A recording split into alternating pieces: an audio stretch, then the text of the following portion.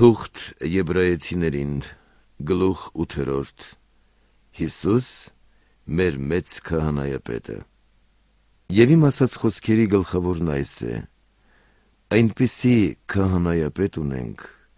որ նստեց երկինքներում մեծության աթոռի աջ կողմում որպես պաշտոնյա սրբարանի և ճշմարիտ խորանի, որ Տերը կանգնեցրեց և ոչ թե մարդը։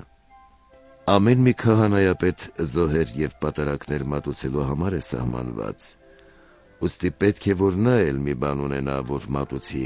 քանզի եթե նա երկրի վրա լիներ, թերևս քահանա չլիներ իսկ, քանի որ կան քահանաներ, որ պատարակ են մատուցում ըստ օրենքի։ Նրանց սպասավորությունը երկնավոր բաների նմանությունն ու ստվերն է միայն, ինչպես որ Մովսեսին էլ հրամայվեց, երբ նա պիտի կանգնեցներ վկայության խորանը։ Տես, ասում է, ամեն ինչ կանես ըստ այն օրինակի, որ ցույց տրվեց քեզ լեռան վրա։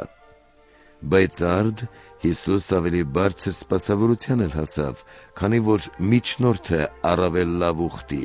ուխտ, որ լավագույն խոստումների վրա հիմնվեց։ Եթե առաջինը անթերի լիներ, ապա երկրորդի համար տեղ չէր փնտրվի։ Եվ ահա մեղադրում է նրանց և ասում. ահավասիկ օրեր պիտի գան, ասում է Տերը, և Իսրայելի տան հետ և Հուդայի տան հետ նոր ուխտ պիտի կատարեմ։ Բայց ոչ նման այն ուխտի, որ կնքեցի նրանց հայրերի հետ այն օրը, երբ նրանց ձեռքից բռնեցի Եգիպտոսից դուրս հանելու համար։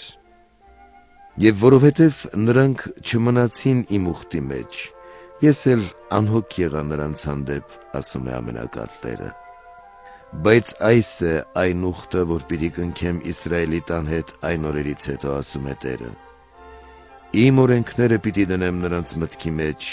և նրանց սրտում պիտի գրեմ դրանք, և ես նրանց համար Աստված պիտի լինեմ, և նրանք ինձ ժողովուրդ պիտի լինեն։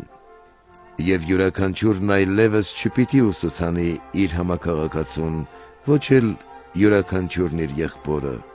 և պիտի չասեն, թե ճանաչիր Տիրոջը, որովհետև պիտի ճանաչեն ինձ բոլորը, նրանց փոքրերից մինչև ամենամեծերը,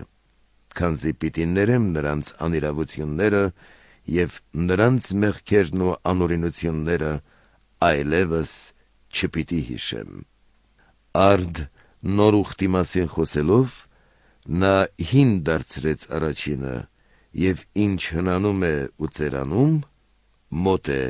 անհետանալու։